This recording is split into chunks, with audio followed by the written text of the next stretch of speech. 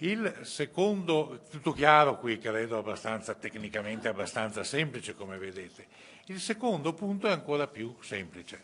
In linea con le tradizioni della sinistra, questo decreto prevede per la copertura degli oneri che ne derivano tasse e ci si accanisce contro, in questo caso, la birra e i superalcolici. Il vino niente, perché la lobby del vino è più potente e ha spiegato che per ora è meglio lasciarli stare, ma è una cosa temporanea, no? Dopo verrà anche il vino e nel futuro.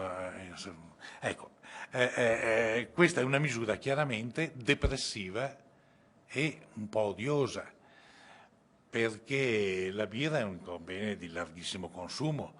La birra è oltretutto un segmento sul quale hanno aperto attività imprenditoriali moltissimi nuovi imprenditori, in particolare giovani. È un'attività di ausilio all'agricoltura. Quindi andare a tassarla, e ovviamente la tassazione si ribalta immediatamente sul consumatore finale, spesso principalmente un giovane o chi comunque beve birra. I superalcolici sono già in calo violento. È una tipica tassa che deprime il mercato e quindi procura meno gettito perché la si applica a un numero ridotto, perché il calcolo della riduzione dei consumi è già fatto. Guardate cosa è successo nel settore dei superalcolici, guardate cosa è successo nel settore del vino, che è aumentato di qualità e prezzo, ma non certo di quantità. Quindi è una misura depressiva del mercato e depressiva del segmento commerciale. Noi abbiamo pensato di sostituirla e al tempo stesso di sanare una anomalia, una delle tante anomalie, una di quelle finte liberalizzazioni che si fanno in Italia. Se l'attività, mi riferisco all'emendamento, è quello all'articolo 25, voi sapete che la posta massiva,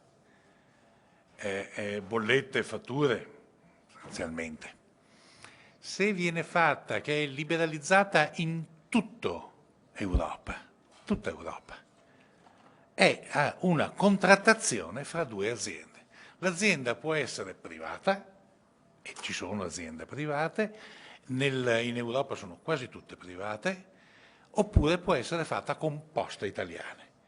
Se io esercito quell'attività e faccio una trattativa per inviare le fatture di chiunque di voi abbia un'attività significativa, se sono un privato pago il 22% di IVA.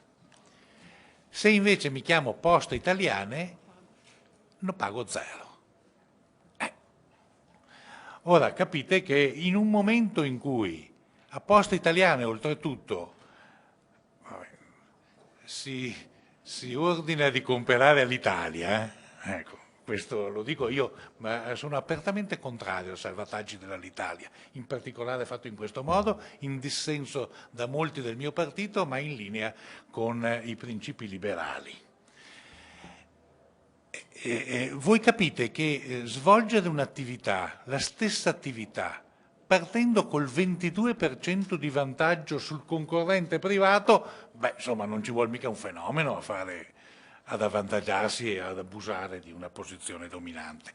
Tant'è vero che l'abuso di posizione dominante è già stato sottolineato da una sentenza e da un interesse in particolare dell'antitrust italiana. La sentenza è quella della Corte europea di giustizia che sancisce che i servizi postali che possono essere negoziati individualmente, questi tra aziende, devono essere assoggettati all'imposizione sul valore aggiunto, quindi anche la posta massiva, che è un classico rapporto B2B. Il 23 aprile scorso, quindi non nella preistoria, l'antitrust italiana ha stabilito che Poste Italiane, espressamente, Poste Italiane ha abusato della propria posizione dominante. L'autorità non ha sentenziato una multa, una sanzione, perché l'esenzione è prevista da una legge italiana e quindi sebbene in contrasto con la normativa europea. L'Agenzia dell'Antitrust ha pertanto imposto alle poste italiane di assoggettare all'IVA, l'Antitrust ha imposto alle poste di assoggettare all'IVA questa tipologia di prodotti come fanno tutti gli operatori postali secondo le regole del mercato. Quindi voglio vedere come si faccia a dire di no a un cambio del genere, anche per gli altri effetti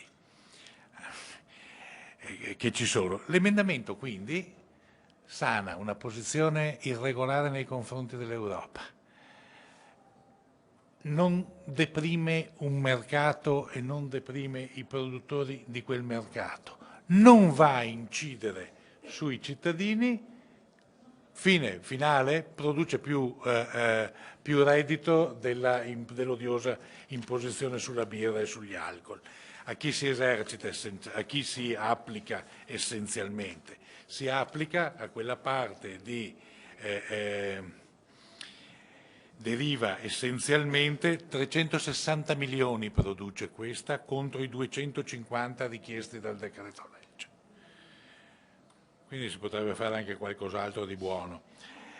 E il maggior gettito deriva dai versamenti IVA, tecnicamente ve lo dico, questo è un po' tecnico ma ve lo devo dire, deriva dai versamenti IVA di poste a fronte dell'indetraibilità fiscale in capo a banche e assicurazioni, che già godono di esenzione sui loro servizi. Ecco, tecnicamente avviene così.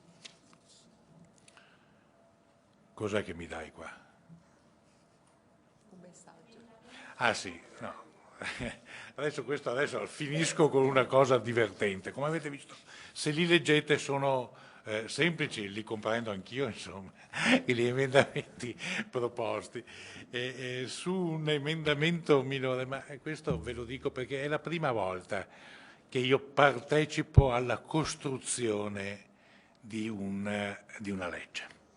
Ne ho fatte centinaia, ne ho promulgate centinaia, anche se il corpus iuris della Regione Veneto è quello più scarno fra tutte le regioni italiane. Però ho capito una perversione. Qui ci sono 1000 parlamentari. Ognuno di loro vuole inserire qualche cosa. Ognuno di loro lo fa con lo spirito giusto di migliorare. Siamo arrivati al paradosso di misurare la curvatura delle banane da dare a scuola.